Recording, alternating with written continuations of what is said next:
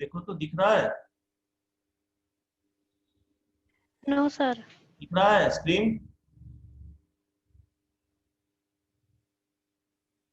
Hello? Yes sir. Yes sir.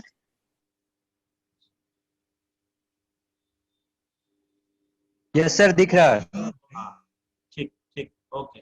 हाँ, सो थोड़ा फिर से देख लेते हैं, पिछले क्लास में डिस्टरबेंस हुआ था और इसको देखते हैं, इसको करना जरूरी है। So connecting LANs, we were talking about connecting LANs. Connecting LANs जो है बेसिकली 5 layers में we have devices. We need devices to connect LANs, and those devices vary in 5 layers. 5 layer में वो vary करते हैं, जैसे कि physical data, network, transport and application. Her layer में अलग अलग डेडिकेटेड डिवाइस है जिसके जरिए हम लोग लैन को कनेक्ट करते हैं। फॉर एग्जाम्पल,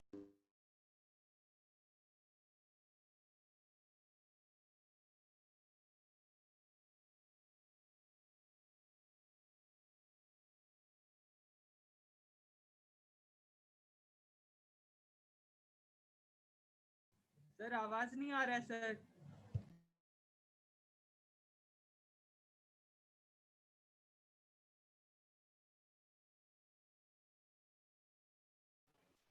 सर का माइक ऑफ है।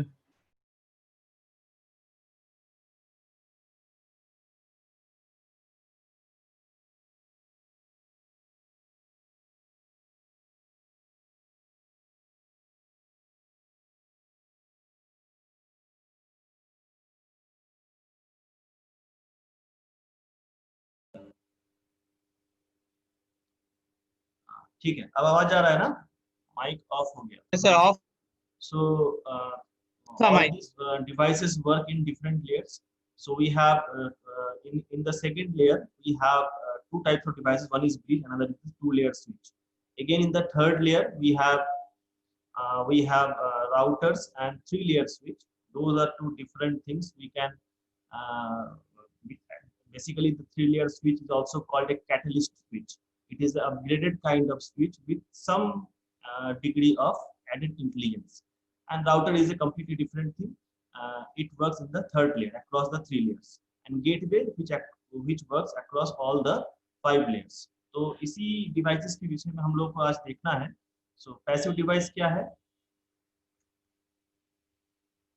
पैसिव डिवाइस क्या है? जो फिजिकल लेयर पे काम करता है, that is it is just a connector जो दो तीन तीन कनेक्शंस को वो जोड़ता है, and that is branched LANs को it connects the branch lens.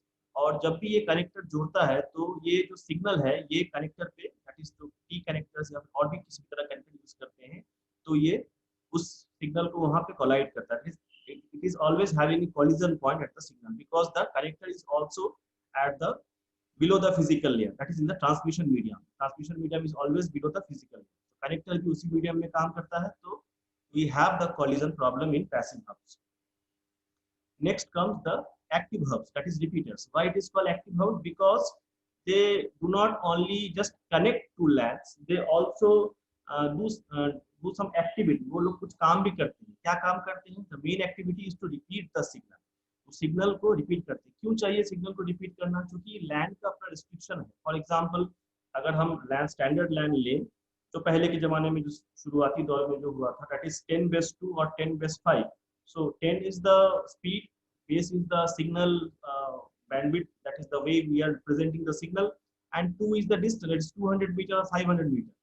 तो अगर हमको ज्यादा दूर तक लैंड एक्सटेंड कराना है, we need something that will repeat the signal before a considerable attenuation happens with the signal. Signal में गिरावट आ जाए, इतना गिरावट आ जाए कि उस डिटेक्ट करना मुश्किल हो जाए, उसका जो बिट्स है वो अल्टर हो जाए, उसके कुछ फेरबदल हो जाए, ताकि जब वो रिसीवर के पास पहुंचे तो उसका पूरी तरह से मिस इंटरप्रिटेशन हो। इन सब चीजों से बचाने के लिए हम लोग यूज करते हैं रिपीटर, जो एक ही लैंड में बेसिकली वो लैंड के दो सेगमेंट को जोड़ता है, एक ही लैंड के दो सेगमेंट को वो जोड़ता है। सो इट वो क्या करता है बेसिकली कि सेंडर अगर कोई सेगमेंट 1 से सेंडर अगर कोई frame send that is coming from the upper layer, वहां से जो सेंड हुआ उसको वो एम्पलीफाई करता है। एम्पलीफाई इसको नहीं कर सकते, इसको हम लोग रीजनरेशन कहेंगे। एम्पलीफिकेशन तो नॉइस का भी हो जाता है, लेकिन यहाँ पे वो सिर्फ सिग्नल को एम्पलीफाई करता है, सिग्नल को एम्पलीफाई करता है और वो सेगमेंट 2 में उसको पुश कर देता है। सो ये 1:1 that is 1 port 2 port repeaters है। Multi port we can have multi port repeaters also. So इसका मेन काम है कि ये दोनों के लैन के सेगमेंट्स में जो सिग्नल है उसमें एटेन्यूएशन को कम करे। उस एटेन्यूएशन कम होने से पहले we need to generate the signal. ऐसा नहीं हो कि सिग्नल कहाँ पे हम रिपीटर को लगाएंगे, एक लैन एक वायर के बीच में कहाँ पे तोड़ के उसको रिपीटर को सेट करेंगे, इट डिपेंड्स कि किस तरह का सिग्नल हम भेज रहे हैं, किस तरह का एनवायरनमेंट में लैंड सेटअप है, किस तरह का ट्रांसमिशन मीडिया हम लोग यूज करते हैं, और किस तरह का एनकोडिंग स्कीम्स वगैरह हम लोग यूज करते हैं। ये सारा फैक्टर देखते हुए हम लोगों को रिपीटर सही जगह पर लगाना है, क्योंकि ये सारा फैक्टर डिसाइड करता है कि उसमें एटेन्यूएशन या सिग्नल करप्शन का चांसेस कितना है। अलग अलग एनकोडिंग स्कीम में करप्शन कम हो जाता है, DC baseline monitoring, DC components, ये फैक्टर्स कम हो जाते हैं। इंटरफेरेंस, नॉइज, ये तो खैर एक्सटर्नल फैक्टर्स हैं, लेकिन किस तरह से हम इनकोड कर रहे हैं, इन सब चीजों को इंटरनल प्लस एक्सटर्नल फैक्टर्स को ख्याल में रखते हुए, और किस तरह का ट्रांसमिशन मीडिया हम यूज कर रहे हैं, क्योंकि अलग अलग ट्रांसमिशन मीडिया में अलग अलग डिस्टेंस बेसिस पे बाकी सब फैक्टर्स को अगर हटा भी दे, डिस्टेंस के आधार पे एटेन्यूएशन होता है। मतलब किसी का हो सकता है अगर 100 मीटर का है तो हो सकता है कि वो 80 या 70 मीटर्स के बाद वो केबल में एटेन्यूएशन स्टार्ट हो जाता है। सो कहाँ पे रिपीटर लगाना है, that is the main point जब भी रिपीटर से हम लोग बात करते हैं।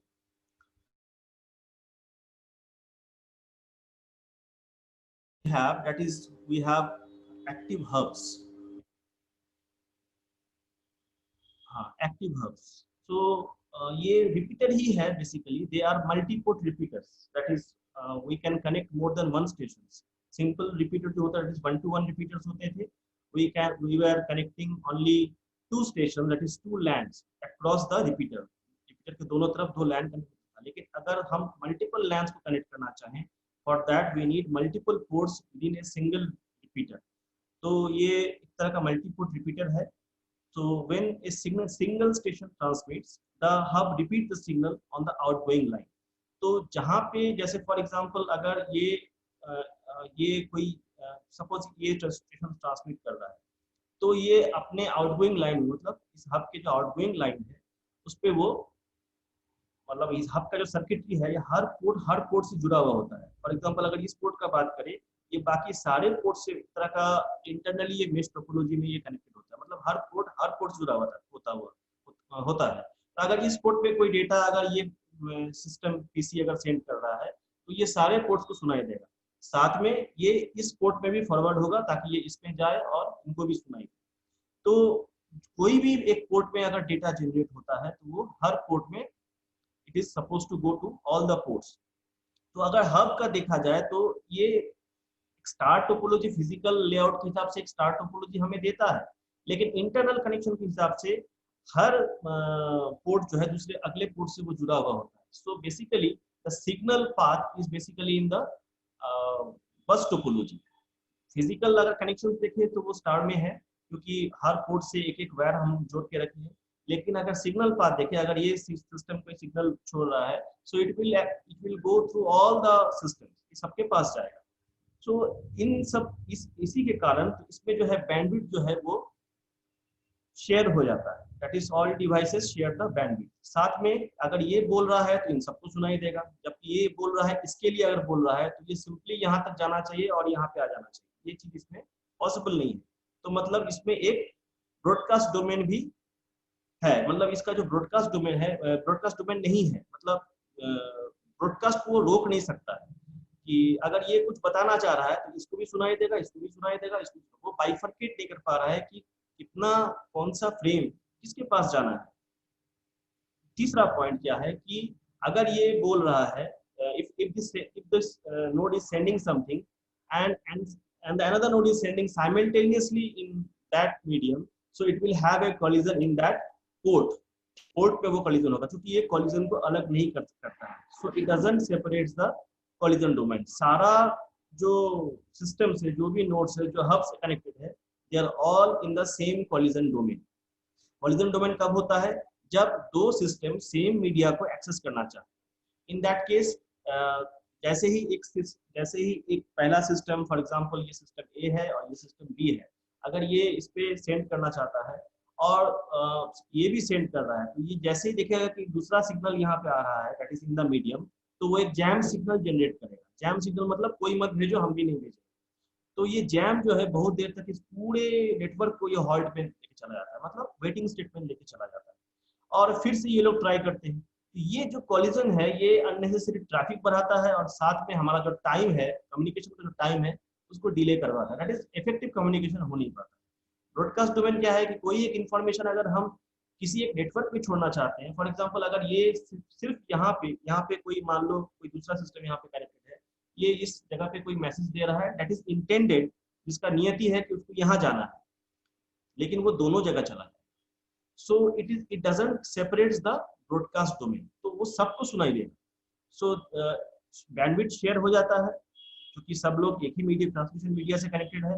ब्रॉडकास्ट डोमेन अलग नहीं कर पा रहे हैं, ट्रैफिकिंग का प्रॉब्लम आ रहा है, ट्रैफिक कोलिजन का प्रॉब्लम आ रहा है, कंजेशन का प्रॉब्लम आ सकता है, क्योंकि अगर बहुत ज्यादा ब्रॉडकास्ट होगा तो कंजेशन क्रिएट होगा, मतलब फ्रेम्स जो है हमेशा मीडिया में घूमते रहेगा and no one will have the chance to communicate the effective communication.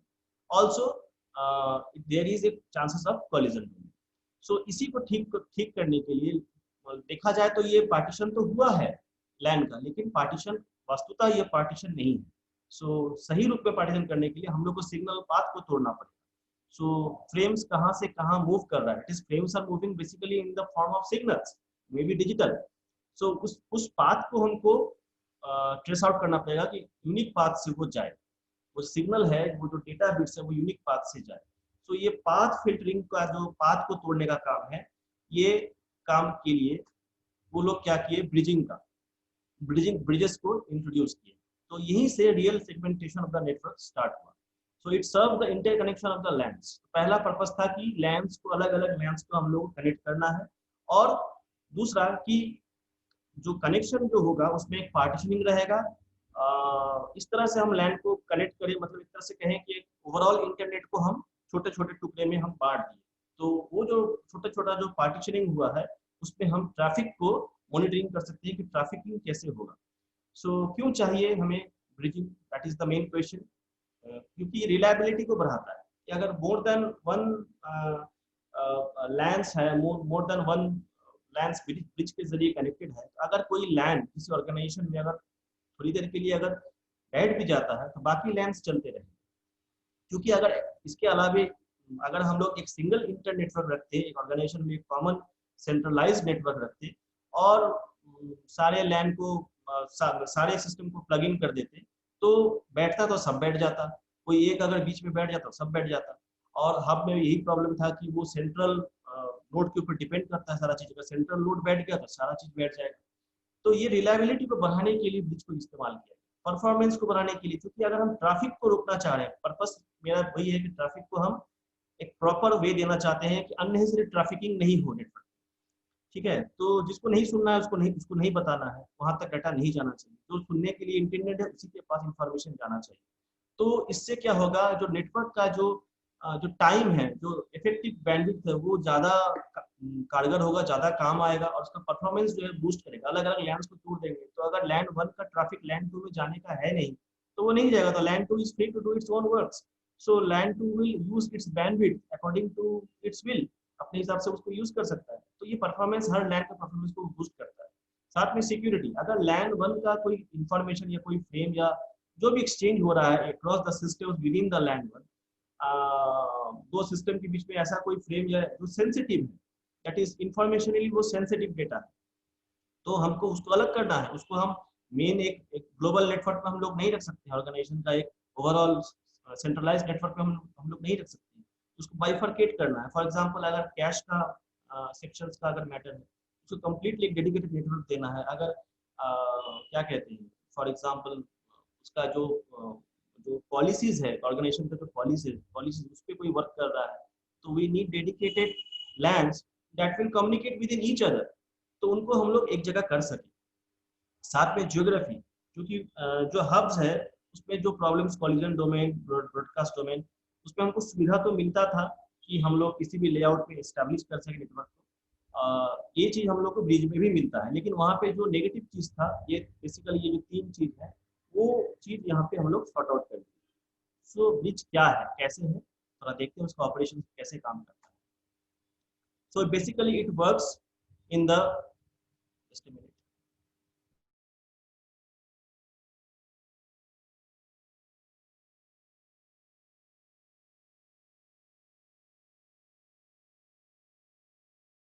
yes. So a bridge basically have the operates on the frames, वो frame पे ही काम करता है, and it will accept, it is supposed to accept all the frames, that is it will read all the frames, but will accept only those frames that is intended for other networks. तो अगर किसी network पे हम दो लैन के बीच में एक bridge लगा देंगे, तो वो बीच का ब्रिज जो है लैन 1 से कोई फ्रेम आ रहा है और वो लैन 1 के ही किसी सिस्टम के लिए है। छोटा सा लैन 1 नेटवर्क है, उसमें 5 सिस्टम है, और लैन 2 में एक नेटवर्क है, imagine that it is having 5 systems. So LAN 1 का अगर कोई फ्रेम है जो लैन 1 के ही किसी सिस्टम के लिए है, तो उसको वो रीड तो करेगा, ब्रिज के पास भी वो फ्रेम जाएगा, लेकिन वो पता चल जाएगा ये तो इसी लैन का फ्रेम है, इसको मुझे दूसरे लैन में फॉरवर्ड नहीं करना। तो ये इसी आधार पे काम करता है कि अगर किसी दूसरे लैन के लिए है तो ही फॉरवर्ड करना है, नहीं तो रीड करके वो जस्ट उसको ड्रॉप कर देगा। तो ये काम 2 लेयर पे करता है, that is at the physical layer and the MAC layer, दोनों लेयर इन्वॉल्व है इसमें।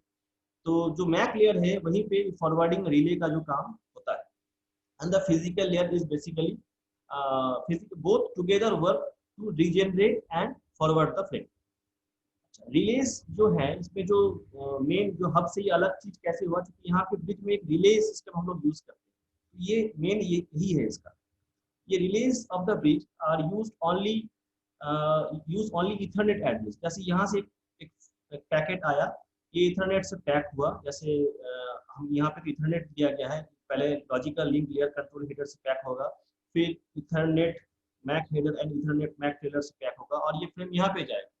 तो इस फ्रेम को कौन हैंडल करेगा, रिले हैंडल करेगा। तो रिले इसको कैसे हैंडल करेगा, सो एक बार ये फ्रेम इसके पास पहुंच जाता है, सो इट पासेस, इसका वो मैक एड्रेस वो देखता है कि सोर्स किस सोर्स से वो आ रहा है, लैन के किस सोर्स एड्रेस से वो आ रहा है, उसको देखता है, और बेस्ड ऑन दैट वो उस पोर्ट पे उसको फॉरवर्ड कर देता है। जब वो फॉरवर्ड करता है, it doesn't modifies the content of the frame, वो इस फ्रेम के किसी भी कंटेंट को चेंज नहीं करता। पूरे ये पूरा फ्रेम है, इस फ्रेम को कहीं पे कुछ छेड़छाड़ नहीं करता, बस वो इस पहला एड्रेस को जो इथरनेट मैक एड्रेस है, यहाँ पे सोर्स एड्रेस डेस्टिनेशन एड्रेस दोनों हम लोग डालते हैं, आप लोग देखे होंगे इन द फ्रेमिंग फॉर्मेट हम लोग मैक लेयर पे देखे थे। तो जब वो सिर्फ सोर्स एड्रेस जो हायर ऑर्डर जो बिट्स है पहला होता है उसको वो देखता है, रिमेबल एसडी के बाद उसको वो देखता है, and based on the source address is forwards it connects to the related port, तो उस पोर्ट पे कर देता है। लेकिन इस दौरान जब वो इसको फॉरवर्ड करता है, वो ना तो इसको रिफ्रेमिंग करता है, ना ही उसको उसके कंटेंट को चेंज करता है, ना ही उस फ्रेम के फॉर्मेट को चेंज करता है, कुछ भी चेंज नहीं करता है। सिंपली ये कॉपी करता है, जनरेट रीजनरेट करता है, मतलब उसके सिग्नल में अगर कुछ कमी आ गया तो उसको बढ़ाता है, because it is the extension of the active hubs, और उसको फॉरवर्ड कर देता है। सो कि ऐसा वो कैसे करता है, तो bridges are equipped with ASIC circuits, application specific integrated circuits. So ये जो ASIC सर्किट्स हैं,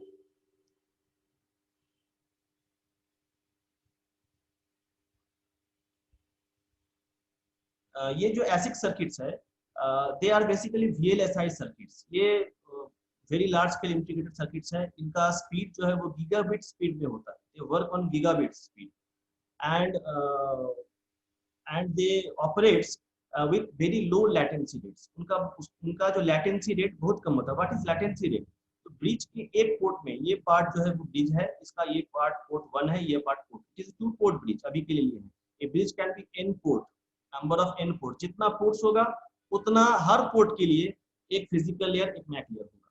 that is if it is having n ports, so it will have n, for every port it will have a MAC layer and the physical layer working for that port, dedicated for that port. So it is equipped with ASIC circuits application। ये VLSI circuits होते हैं, इनका latency rate बहुत कम होता है। What is latency rate? Latency rate कहने का मतलब है कि ब्रिज में कोई फ्रेम एंट्री किया और वो रिलीव किया, तो ये एंट्री और रिलीव के बीच में जो समय होता है, ये that time is called latency. कितना समय वो अपने अपने पास रखा उस फ्रेम को प्रोसेसिंग करने के लिए, दैट इज द लेटेंसी। ये बहुत ही कम होता है क्योंकि ये VLSI very large scale integrated circuits बने हुए होते हैं, डेडिकेटेड हार्डवेयर्स होते हैं। वो क्या करते हैं, वो उनका दो ही काम है, जैसे ASIC सर्किट्स जो होते हैं वो दो ही काम करते हैं। तो पहला काम ये क्या करता है, दे प्रोसेस द फ्रेम्स, जो फ्रेम आता है उसके सोर्स इथरनेट एड्रेस को देख के उस फ्रेम को वो प्रोसेस करते हैं। दूसरा कि ये ब्रिज जो है अपने पास एक अपने मेमोरी बफर में एक लुकअप टेबल को बनाता है, दैट इज जहाँ पे वो देखेगा, क्या देखेगा कि कौन सा जो इथरनेट एड्रेस है, जो सोर्स एड्रेस है, वो किस पोर्ट से जुड़ा हुआ है। तो वो मैपिंग का काम करता है। So it creates a filter table. It creates a filter table and updates it periodically and always checks for it as a lookup process. कि बार-बार वो जब भी कोई फ्रेम आएगा उसमें देखते रहेगा, कोई फ्रेम नहीं भी आ रहा है तो पेरिडिकली उसको रिफ्रेश करेगा और देखते रहेगा कि अभी हम कितने, मेरा जो LAN 1 है उसमें कितने सिस्टम्स अभी भी कनेक्टेड हैं। सपोज आप LAN 1 में 5 डेस्कटॉप है, आप उसमें आए और लैपटॉप से एंट्री कर ले, तो आपको वो रीड कर लिया, तो अगले कुछ समय तक उसको आपको वो रजिस्टर रखेगा। और जैसे अगर आप लीव कर गए तो उसका रिफ्रेश अपने फिल्टर टेबल को रिफ्रेश करेगा और कहेगा कि ये मैक एड्रेस तो चला गया है, तो मतलब अभी जो है पोर्ट 1 से फल्ला फल्ला मैक एड्रेस, जो LAN 1 जो मेरा पोर्ट 1 को रिजेंबल करता है, उसमें फल्ला फल्ला मैक एड्रेस जुड़ा हुआ है। So ASIC circuits work at very low latency rates to process lookups and update filter table. They can implement cut-through switching, also called wormhole switching. ये एक बहुत important point है कि ये dedicated circuit को हम और fast कर सकते हैं। क्यों ये fast होते हैं? एक टेक्नोलॉजी ये लोग यूज करते हैं कि जो cut through switching and wormhole switching. Cut through switching मतलब कि जैसे ही पैकेट एंट्री करता है तो पैकेट का जो पहला जो फर्स्ट ऑर्डर जो है, that is the source destination address. अगर हम पैकेट फ्रेमिंग में जाएंगे, डेटा लिंक लेयर में जब हम लोग क्लास किए थे, तो वहाँ पे अगर आप रेफर कीजिएगा तो हायर यहाँ पहला जो फील्ड होता है वो सोर्स एड्रेस होता है, एक्सेप्ट प्रीमेबल एंड एसडीएच। तो ये सोर्स एड्रेस को वो पहले देखता है, तो सोर्स एड्रेस को देखते ही वो उस पैकेट को पोर्ट में कन्वर्ट कर देता है, किस पोर्ट के साथ वो मैप है उसको वो आगे बढ़ा देता है। तो जब तक में एक पैकेट ये पैकेट पूरा रीड हुआ भी नहीं और ये पैकेट फॉरवर्ड हो गया, तो this type of switching is called cut through switching and wormhole switching. इसको वर्महोल स्विचिंग ही कहते हैं। मतलब हमको जो पूरा पैकेट फ्रेम देखने की कोई आवश्यकता नहीं है, हम जैसे ही पैकेट का हेडर देखें, सोर्स एड्रेस देखें कहाँ से ये आ रहा है, उसको अगर मेरे पास मेरे डेटाबेस में अपडेट टेबल में अगर नहीं है तो अपडेट कर लिए और इसको तुरंत फॉरवर्ड कर दिए जिस पोर्ट पे उसको जाना है वहाँ पे forward. So it works in this way according to the network architecture. अब आते हैं कि अगर ये करता है तो कैसे करता है, थोड़ा देखते हैं। ये सारा काम जो है it works all the forwarding जो है इसका दो ही चीज पे डिपेंड करता है। पहला है source port address and destination address. ध्यान से देखिए, देखो कि ये सोर्स पोर्ट एड्रेस कहाँ से आ रहा है, आने वाले का पोर्ट एड्रेस को वो रजिस्टर करता है, और डेस्टिनेशन एड्रेस आने वाले का किस पोर्ट मतलब किस लैंड के एड्रेस से आ रहा है और किस डेस्टिनेशन को वो जाएगा। डेस्टिनेशन जो है वो स्टेशन का एड्रेस है, दैट इज मैक एड्रेस, और सोर्स एड्रेस जो है वो पोर्ट एड्रेस है, तो किस पोर्ट से आ रहा है। ठीक है, जो रिले है वो देखता है किस पोर्ट से आ रहा है, मतलब किस लैंड से आ रहा है। तो अगर ये सिस्टम फॉर एग्जाम्पल अगर इस सिस्टम को अगर फॉरवर्ड करना चाहे तो सॉरी इसको फॉरवर्ड करना है, तो पहला नियम क्या है कि the port for the destination address is same as the source port, discard the frame. तो इस लैंड में अगर करेंगे, इसका डेस्टिनेशन एड्रेस क्या है, डेस्टिनेशन एड्रेस ये है, ठीक है, and is the same as the source port. Source port क्या है, इसी पोर्ट में, तो वो चेक करेगा कि ये जो एड्रेस है, जो मैक एड्रेस है, वो क्या इसी पोर्ट का है, दैट इज वन के लिए ही है। तो अगर ये source address update filter table से वो चेक करता है, अगर ये ऐसा है सो इट विल डिस्कार्ड, मतलब वो सेम लाइन का जो पैकेट्स है, जो भी फ्रेम्स है, उसको वो डिस्कार्ड ड्रॉप डाउन कर देता है। रीड तो करता है, उसको फॉरवर्ड नहीं करता।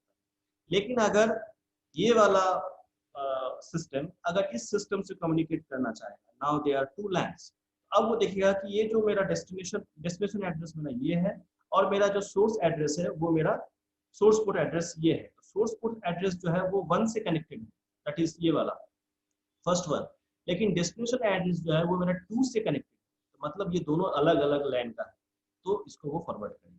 So when A packet arrives, कि अगर ऐसा कोई पैकेट अराइव करता है इसका ये दोनों मिसमैचिंग है, तो फ्रेम फॉरवर्ड होता है।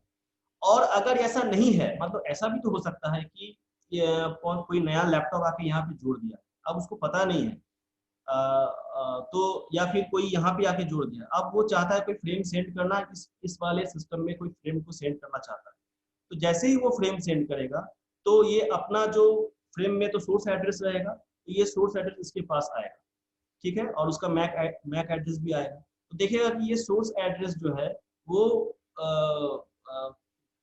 सोर्स एड्रेस को वो नोट कर लेगा कि हाँ इस पोर्ट से वो जुड़ा हुआ है, लैन 1 से जुड़ा हुआ है। लेकिन डेस्टिनेशन एड्रेस अगर यहाँ पे वो नहीं पाएगा तो उसको वो अपडेट करेगा, वो फ्लड करेगा कि ये वाला जो मैक आईडी है, ये वाला जो जिस नोड को आप खोज रहे हैं वो यहाँ पे कहाँ पे है। So it will forward all the frames to the other LANs. So if the destination port is unknown, कि मुझे पता नहीं है कि किस पोर्ट पे इसको फॉरवर्ड करना है, तो अगर इसके पास एक फ्रेम आता है तो अगर 2-3 पोर्ट और जुड़ा हुआ है तो सबके पास वो फॉरवर्ड करेगा। Use flood and send the frame on all port except the source port, इस पोर्ट को छोड़ के वो बाकी सारे पोर्ट्स पे उसको फॉरवर्ड करेगा और पूछेगा कि कौन है भाई इस आईडी वाली। तो इस अगर कोई लैपटॉप लेके यहाँ आया है, कोई दूसरा नोड यहाँ पे कनेक्ट हो रहा है, तो वो जिस नोड को भेजना चाहता है तो वो नोड कहीं ना कहीं या तो इस लैन में या फिर इस लैन में या फिर इस लैन में कहीं ना कहीं तो कनेक्ट होगा, तो वो सबके पास फॉरवर्ड करता है। तो जहां से जिसके पास मैच कर जाता है वहां वो रिसीव कर जाता है। तो इसी संदर्भ में हम लोग देखे थे कि ये कॉलिजन डोमेन को, ब्रॉडकास्ट डोमेन को ये नहीं रोक पाता है, मतलब ब्रॉडकास्ट जो है वो सबके पास वो जाता है। ठीक है, I hope it is clear, समझ में आया, ऑपरेशन समझ में आया ब्रिज का। हेलो हेलो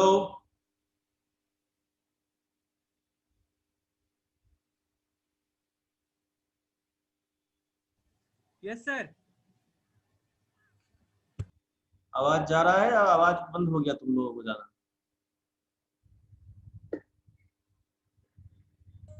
आ रही है सर।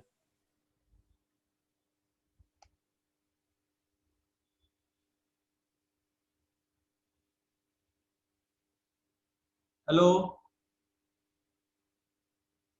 Hello, Yes, sir. मैं दे रहा है? Yes, sir. Hello Yes, sir. Yes sir, आवाज आ रही है आपकी sir.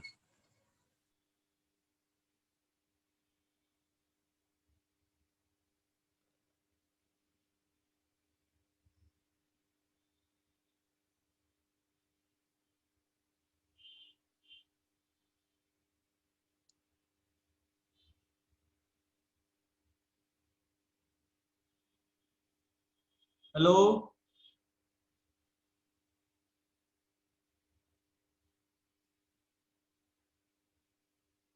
Is it Audible? Yes, sir. Hello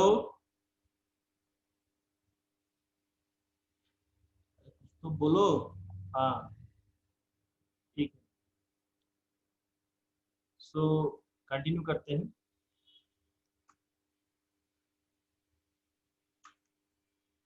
सो ये जो ब्रिज, ये जो फॉरवर्डिंग का काम है, बेसिकली ये एक तरह का रूटिंग हुआ कि डाटा को हमको किस लैन के जरिए हमको भेजना है।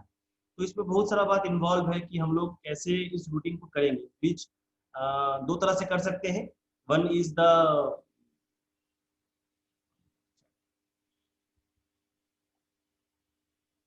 हाँ, तुम्हारा आवाज किसी का नहीं आ रहा था। ठीक है ठीक है।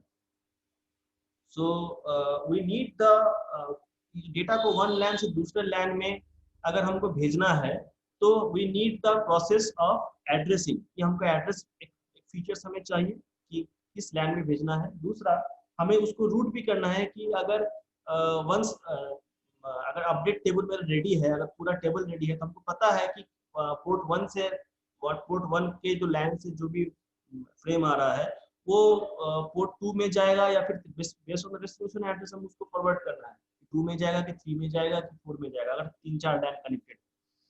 तो ये जो प्रोसेस है that is the addressing and routing, ये ब्रिज का एक प्रोसेस है। इसको हम लोग दो तरह से कर सकते हैं, one is the fixed, another is the dynamic. तो अगर कोई नेटवर्क एडमिनिस्ट्रेटर इसको फिक्स्ड वे में इम्प्लीमेंट करता है तो उसको मैन्युअली हर लैन के हर सिस्टम को, फॉर एग्जांपल अगर वो 3 लैन स्टैब्लिश कर रहा है, एक ब्रिज में 3 पोर्ट है मान लीजिए, मान लो उसमें, और फर्स्ट लैन में 5 सिस्टम है, सेकंड लैन में 2 सिस्टम्स है एंड थर्ड लैन में 3 सिस्टम है, तो उसको मैन्युअली ये कॉन्फ़िगर करना पड़ेगा कि लैन 1 का जो 5 सिस्टम है, पांचों का मैक एड्रेस को पोर्ट 1 के साथ रजिस्टर करवाना पड़ेगा। मैक 2 के लैन 2 के जो 2 सिस्टम है उसको पोर्ट 2 से रजिस्टर करवाना पड़ेगा ऑफ द ब्रिज, एंड लैन 3 के जो 3 या 4 सिस्टम्स है उसको पोर्ट 3 से रजिस्टर करवाना है। This is good, but when organisation, अगर हमको लैंस बढ़ाना है in dynamic situation of an organisation, अगर मुझे लैन को चेंज करना है, स्केलेबल करना है, बढ़ाना है या घटाना है या फिर चेंज ही करना है, सो ये बार बार करना थोड़ा मुश्किल हो जाता है, टीडियस वर्क हो जाता है। तो क्यों ना इसको हम लोग ऑटोमेटिक कर दें, तो डायनामिकली ये रन टाइम में ये अपने आप को रीएडजस्ट करें। तो for that case we need to go for the dynamic addressing and routing scheme of bridges. So अब ये डायनामिक रूटिंग को अगर इम्प्लीमेंट करना है, so what we need to implement transparent bridging. Transparent bridging मतलब what is transparent bridging? ये कहता है कि इफ द डेस्टिनेशन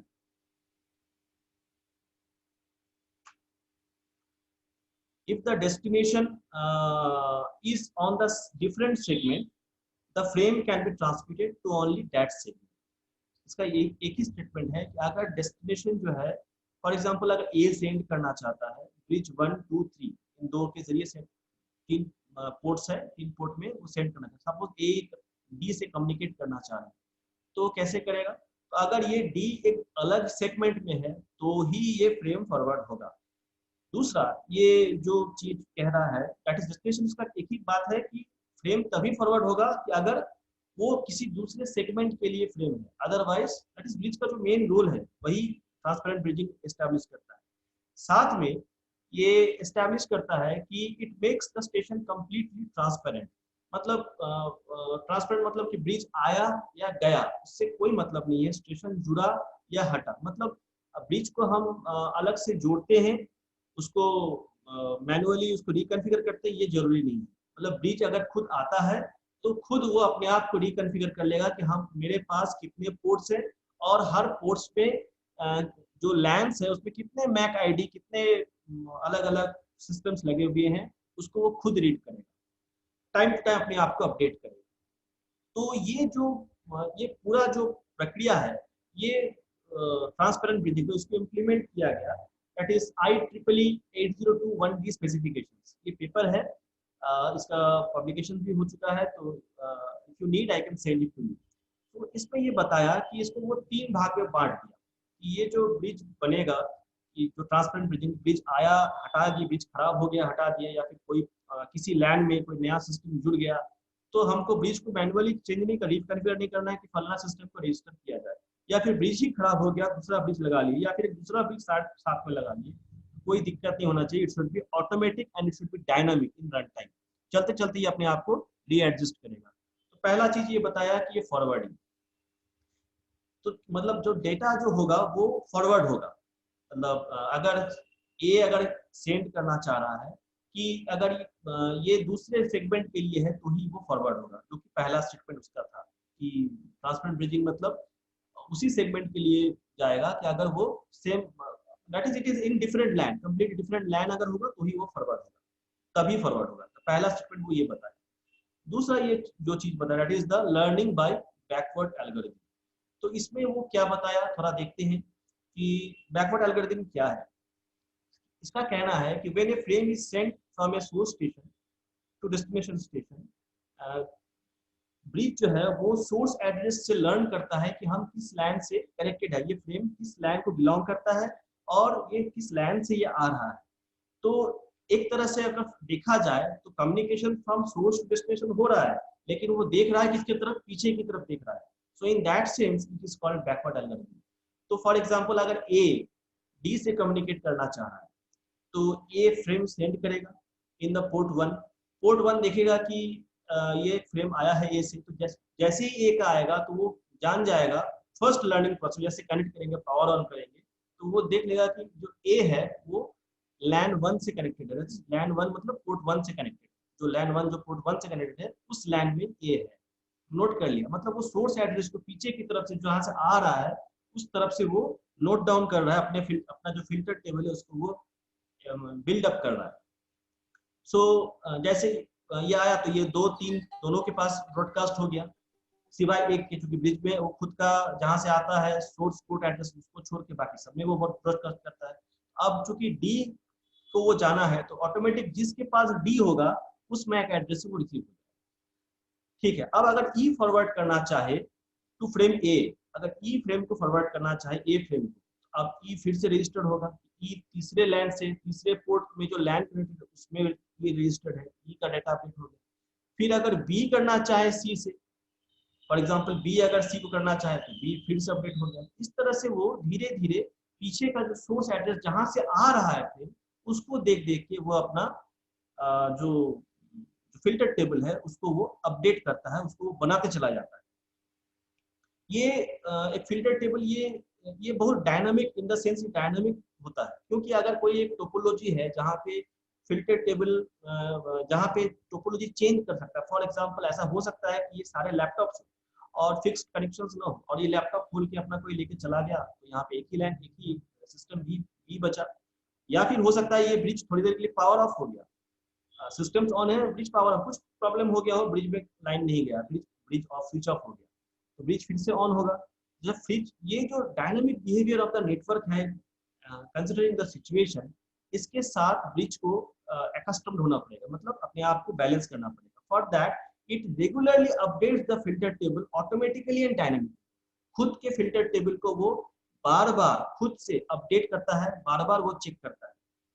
ठीक है, और ये हर बार जब भी वो चेक करता है, फॉर एग्जांपल ब्रिज ऑफ हो गया फिर से ऑन हुआ, अब फिर से अगर ए कम्युनिकेट करना चाहता है तो इसका मतलब ए अब भी है नेटवर्क से कनेक्टेड है, तो वो क्या करेगा, ए का जो फ्रेश टाइम स्टैम्प है कि कब लास्ट कम्युनिकेशन वो किया है डी से, तो उसको वो रजिस्टर करेगा। ए मान लो फिर से डी से कम्युनिकेट दूसरा फ्रेम कर रहा है, बीच में ब्रिज ऑफ हो गया फिर से ब्रिज आया तो वो फिर से भेजना चाह रहा है, तो ये वाला जो जगह है ए का वो टाइम स्टैम्प के साथ उसको अपडेट कर देगा, मतलब ए का फ्रेश रजिस्ट्रेशन वो रखेगा। तो इस तरह से जो बैकवर्ड जो एल्गोरिथम है वो सोर्स एड्रेस को फ्रेश, उसका फ्रेश कॉपी टाइम स्टैम्प के आधार पर फ्रेश कॉपी उसका वो रखता है। सो फॉरवर्डिंग देख लिए हम लोग, बैकवर्ड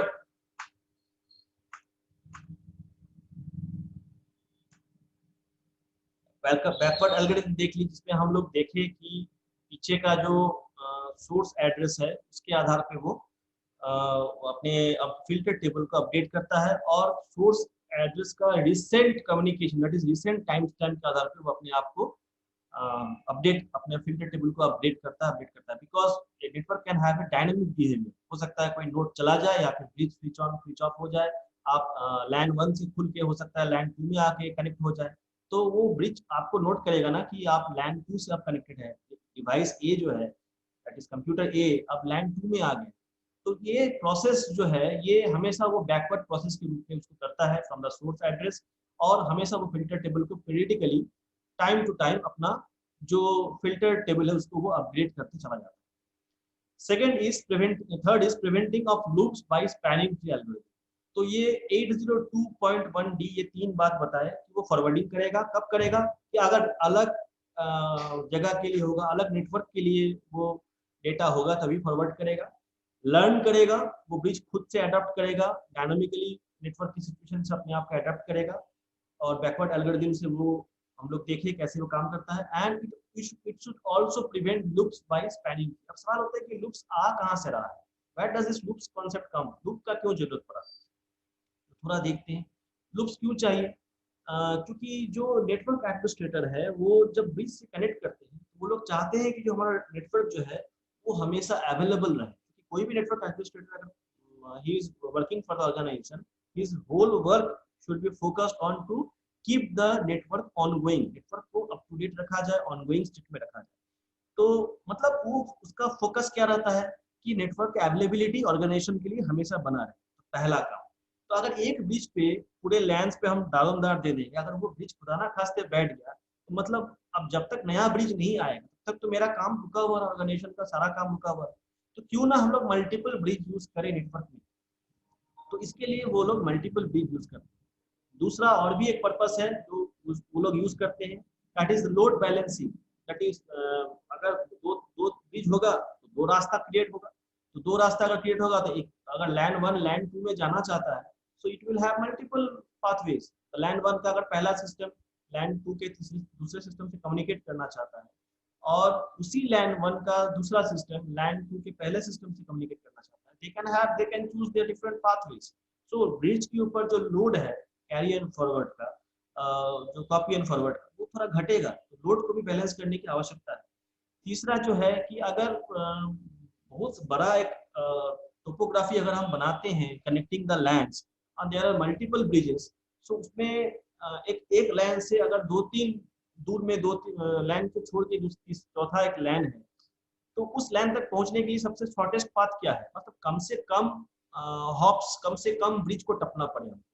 फॉर एग्जांपल अगर हमको ही किसी एक जगह पे जाना है, I will always choose the shortest path and the best path. तो इन सब फैक्टर्स को देखते हुए जो नेटवर्क एडमिनिस्ट्रेटर है वो मल्टीपल ब्रिजेस को यूज करना शुरू किया, लेकिन उसके साथ एक प्रॉब्लम जो क्रीप इन किया, that is the looping problem. ये प्रॉब्लम है क्या? तो ये प्रॉब्लम यहाँ पे आप देख रहे हैं, you can see we are having 2 bridges connected to 2 lands, bridge alpha and bridge beta, and this is station A, station B। so मान लेते हैं कि स्टेशन A जो है वो अपना डेटा भेजना चाहता है स्टेशन B को। सो वो अपने फ्रेम फॉर्मेट में क्या डालेगा, अब ब्रिज के पास कोई इंफॉर्मेशन नहीं है, ब्रिज अभी जस्ट पावर ऑन हुआ है, इसका फिल्टर टेबल खाली है, ठीक। तो पहली बार जब वो सेंड करेगा तो ब्रिज अपने आप को अपडेट करेगा, क्योंकि वो सोर्स एड्रेस से अपना फिल्टर टेबल को अपडेट करता है।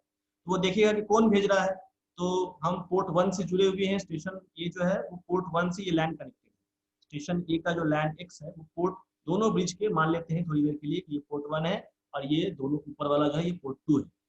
तो once a frame is being send by the station A, it will receive by both the bridges, क्योंकि दोनों को रिसीव होगा। तो ये दोनों अपना फिल्टर टेबल का अपडेट करेगा कि हाँ भाई हमारा जो पोर्ट 1 है उसमें लैंड एक्स कनेक्टेड है, जान जाएगा, और लैंड एक्स में स्टेशन ए है, तो 1 के सामने में वो ए लिख देगा, जैसा कि हम लोग पहले देख रहे थे। ये उसका अपडेट हो गया और टाइम स्टैम्प डाल देगा कि T0 पे अब तक का यही इन्फॉर्मेशन मिला है। लेकिन ये बीच का ये काम यहाँ खत्म नहीं होता है, क्योंकि ये एक अलग लैंड से आया, ये इसके दूसरे जो भी पोर्ट्स अवेलेबल है सब में ये फॉरवर्ड करेगा। तो अभी के लिए तो इसके पास एक ही पोर्ट है, ये अपने उस पोर्ट पे फॉरवर्ड कर दिया, मतलब ब्रॉडकास्ट करेगा, ये भी ब्रॉडकास्ट करेगा। अब इसका ब्रॉडकास्ट हो सकता है टाइम का एक गैपिंग हो, जनरली ये होता ही है, because no devices are perfectly sync. So ये मान लीजिए T1 टाइम पे, ये मान लीजिए T2। तो अब ये T1 के टाइम पे जो फ्रेम गया ये स्टेशन बी इसको भी रिसीव किया, T2 टाइम पे जो फ्रेम गया इसको भी स्टेशन बी रिसीव किया। तो station B is receiving 2 frames while only 1 frame is being sent। तो स्टेशन की अननेसेसरी 2 फ्रेम को रिसीव करने में एंगेज रहा। साथ में ये जब T1 एंड T2 को हम भेज रहे हैं तो हम ट्रैफिक को भी दोनों तरफ से अननेसेसरी मतलब जैम कंजेशन क्रिएट कर रहे हैं, एक्स्ट्रा ट्रैफिक हम लोग क्रिएट कर रहे हैं। अब ये T2 जो कि यहाँ पे ब्रिज छोड़ा है इसको, तो क्या ये स्टेशन बी तक जाएगा? नहीं, ये इसके पास भी जाएगा। और ये ब्रिज अल्फा जब छोड़ रहा है तो स्टेशन बी के पास जाएगा? नहीं, ये बीटा के पास। तो सोचो क्या होगा कि ये फ्रेम में क्या है, this frame contain the source address of a, ठीक है। तो जैसे ही ये ब्रिज फिर से एक फ्रेम पाएगा जो बीटा ब्रिज सेंड किया है, तो वो देखेगा क्या कि ये सोर्स एड्रेस कहाँ से आ रहा है मेरा, तो पोर्ट 2 से आ रहा है। तो वो तुरंत अपने फिल्टर टेबल को अपडेट करेगा। क्या करेगा, पहले वो ए के पास क्या लिखा था 1 कि पोर्ट 1 से कनेक्टेड है, अब वो ए के पास 2 लिख देगा। इसमें भी वही होगा कि वो ए के पास, क्योंकि इसको भी वही फ्रेम मिल रहा है जो इसके पास जा रहा है। उस फ्रेम में मैसेज क्या डाला हुआ है, सोर्स एड्रेस डाला हुआ है ए और डेस्टिनेशन एड्रेस बी डाला हुआ है। तो जब डेस्टिनेशन एड्रेस को तो वो डिस्कार्ड करेगा, लेकिन उसको रीड क्या करेगा कि यहाँ पे जो एंट्री हो रहा है, जो इसका छोड़ा हुआ फ्रेम है, कि इसमें सोर्स एड्रेस क्या है ए, तो वो जानेगा कि ये जो सोर्स एड्रेस ये तो दूसरे मेरा पोर्ट 2 से आ रहा है, तो ये अपना भी अब फिल्टर टेबल को अपडेट करेगा। मतलब अब ए के पास क्या आ गया, पोर्ट एड्रेस 2। मतलब अब ये ब्रिज क्या जान रहा है कि जो स्टेशन ए है यहाँ ना होके इस लैन में है। सो ये एक कंफ्यूजन क्रिएट करता है ब्रिज में। और अब अगर मान लीजिए ये तो ब्रिज के पास इंफॉर्मेशन, अब मान लीजिए ए फिर से सेंड करना चाहता है, अगला फ्रेम फिर से सेंड करना चाहता है, तो फिर से ए के इंफॉर्मेशन इसके पास है, तो फिर से वो ब्रिज देखेगा कि अरे अब तो ए यहाँ से आ रहा है, मतलब पोर्ट 1 से आ रहा है, तो फिर से उस फिल्टर टेबल को अपडेट करें। तो ये काम जो है वो चलते चला जाता है। और अगर ए मान लीजिए सेकेंड राउंड में बी सेंड करना चाहता है, तो बी क्या भेजेगा, अपना एक फ्रेम भेजेगा, उसमें वो अपना एड्रेस देगा, दैट इज कि हम दे रहे हैं और डेस्टिनेशन जो है बी में हमको भेजना है। तो वो जब वो फ्रेम यहाँ पे आएगा तो उस फ्रेम का सोर्स एड्रेस किसका होगा, बी का होगा, तो वो बी को भी रजिस्टर कर देगा किसमें, दैट इज लैन 2 में। तो बेसिकली ये जो इसके अंदर जो फिल्टर टेबल बन रहा है उसमें लैन का जो कॉन्फ़िगरेशन वो प्रॉपर्ली नहीं बन पा रहा है। तो this is what here it is written, everything is written over here कि अलग अलग टाइम स्टैम्प पे फ्रेम्स का डबल कॉपीज रिसीव हो रहा है, ट्रैफिकिंग भी बढ़ रहा है, साथ में extra processing of the bridges भी बढ़ रहा है, हर फ्रेम को दो बार प्रोसेस करना पड़ रहा है। हालांकि यहाँ पे फॉरवर्ड नहीं कर रहा है लेकिन रीड जरूर कर रहा है। दूसरा कि इसमें जो है एक फॉल्स टेबल बार बार क्रिएट हो रहा है, और टेबल जो है वो एक फिक्स्ड टोपोलॉजी को मैप नहीं कर रहा है, वो बार बार चेंज कर रहा है depending upon the extreme conditions of the possible communications, उसके आधार पे, और ये चलता चला जाता है। तो ये जो लूपिंग सिस्टम है इसको अगर रोका जाए, for that we need to implement something that is called spanning protocol. क्या है देखते हैं। यहाँ पे दूसरा एग्जांपल हम लोग लिए हैं कि अब जो ब्रिज है यहाँ पे we are having 5 bridges and we are having 4 LANs, 4 LAN.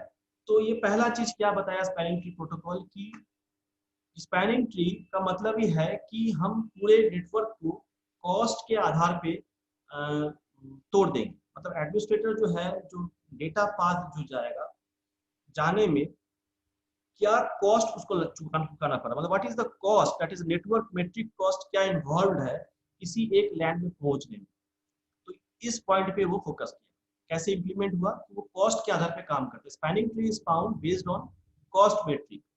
तो कॉस्ट मेट्रिक क्या हो सकता है, decided by the system administrator, कुछ भी हो सकता है, that is it can be path with minimum hops. Network administrator का चाहे कि हम मिनिमम हॉप्स के आधार पे उसका मूल्यांकन करेंगे कि किस रास्ते से मिनिमम हॉप के जरिए हम लोग पर्टिकुलर लैंड में पहुंच सकते हैं, या फिर it can B a path with minimum delay, किस ब्रिज से होते हुए जाने से हमको ट्रैफिक को कम से कम डिले होगा, या फिर मैक्सिमम बैंडविड्थ, किस ब्रिज के जरिए हम लोग उसको रास्ता दें, रूटिंग करें ताकि हमको अधिक से अधिक बैंडविड्थ मिले, ट्रैफिक कंजेशन कम मिले, या फिर इन चारों को या तीनों को, मोर देन वन फैक्टर्स को वो कनेक्ट कर सकते हैं एक साथ, और एक स्ट्रेटेजी इंप्लीमेंट कर सकते हैं कि ब्रिज में ओवरऑल राउटिंग कैसे होगा। सो जब दो चीज मैच कर जाता है, फॉर एग्जांपल अगर एक ब्रिज 1 से लैंड 1 से कोई अगर नोट सेंड करना चाहता है और दो तरह का हमको रास्ता मिल रहा है, इफ हैविंग कंपीटिंग पास, अगर हम ट्री बना दिए हैं, यूनिक ब्रांचेस बना दिए हैं, और उसमें अगर कंपीटिंग पास है, multiple number of hop count अगर मिल रहा है, दोनों में सेम मिल रहा है कि अगर ब्रांच 1 में जाते हैं यहाँ पे 4 हॉप करने के बाद लैंड हम 4 में पहुंच रहे हैं, और ब्रांच 2 में सर जाते साउंड हैं क्लियर नहीं आ रहा है। हो सकता है वही 4 हॉप क्रॉस करने के बाद लैंड 4 में पहुंच रहे। In that case we need एक सेकंड मेट्रिक कि अगर हाँ डिले किसमें हो रहा है, उस पर एक दूसरा मेट्रिक ऐड करके हम उस टाइप को सोच सकते हैं, या फिर आर्बिट्रेरी हम चूज कर सकते हैं कि हाँ दोनों तो बराबर है, किसी एक को चूज करें। Hello sir. So in this way network administrator can implement. आवाज आ रहा है ना, कंटिन्यू करें।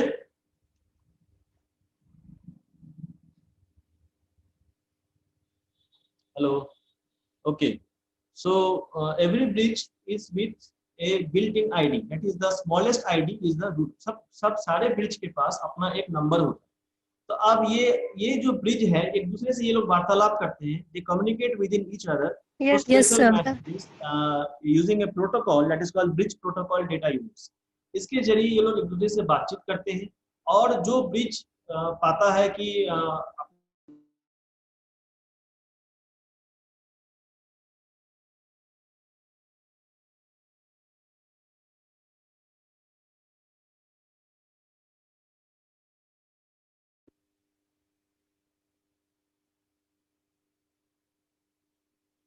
So every bridge is built is having a built-in ID. उसके पास अपना एक बना हुआ built-in ID होता है जो उसके हार्डवेयर में ही लगा हुआ होता है, एंड विथ वो लोग इस ID से एक दूसरे से कम्युनिकेट करते हैं using A bridge protocol data unit, that is a protocol जो ब्रिज कम्युनिकेशन में यूज होता है, और निगोशिएट करके अपना एक सेटअप करते हैं कि सबसे छोटा आईडी किसके पास है। जिसके पास सबसे छोटा आईडी होता है वही रूट आईडी कहलाता है। And once a root ID is being set, उसके बाद कॉस्ट फैक्टर कैलकुलेशन स्टार्ट होता है।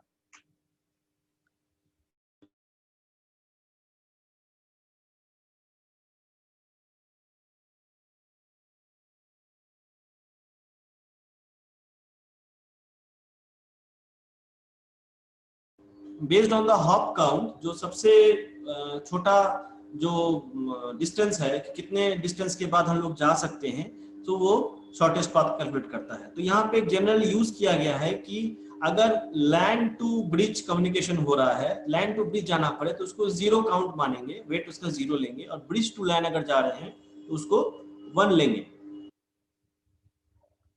सो अगर ये ब्रिज से हम इस लैंड 2 में जा रहे हैं, so it is 1, and again इस ब्रिज से अगर इस ब्रिज 4 में जा रहे हैं, it is no other LAN, हम लैंड दूसरे लैंड में अभी तक गए नहीं है, सेम ब्रिज टू ब्रिज जा रहे हैं, सो अगेन इट इज 1। इस यहाँ से यहाँ तक जाने का 1 यूनिट। फिर इस ब्रिज से अगर इस लैंड तक जाएं तो हो गया 2 लैंड तक पहुंच रहे हैं हम, तो 2 यूनिट्स। फिर यहाँ तक पहुंच रहे हैं तो अगेन सर आवाज क्लियर नहीं आ रही है।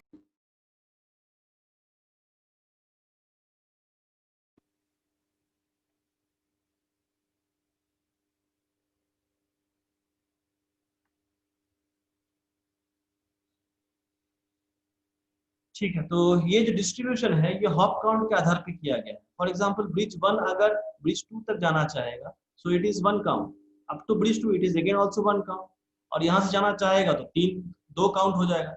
अब इसको अगर बांटते हैं तो ये इस तरह का कुछ नेटवर्क बनता है। So it is the root of the spanning tree and see there is no redundant paths, ऐसा कोई पाथ नहीं है जो लूप फॉर्मेशन कर रहा है।